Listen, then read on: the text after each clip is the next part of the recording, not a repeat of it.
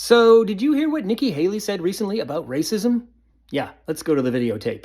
We're not a racist country, Brian. We've never been a racist country. Never been a racist country? Let's take a look at that claim and subject it to some scrutiny, shall we? There are many ways we could disprove this claim, but let's just focus on three of them. Let's start with the numero uno, slavery. Now, I know Nikki Haley has had trouble with slavery only just a week or so ago, but here goes. In colonial America and what became the United States of America, slavery was legal for 246 years.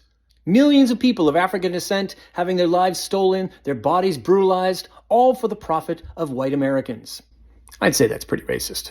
Number two, Native Americans.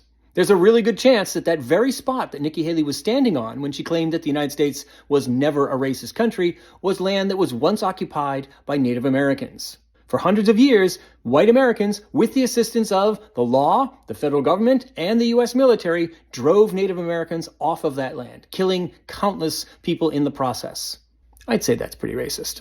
And number three, Japanese internment during World War II.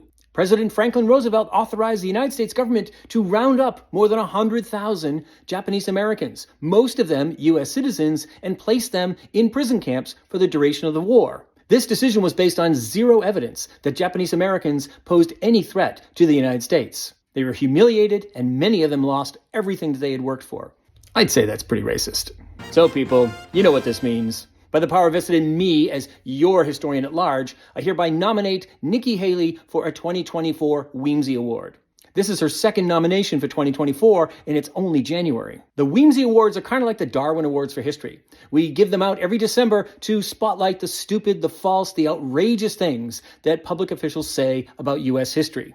You can learn more about them, where they got their name, and you can see all of last year's winners at WeemsyAwards.com.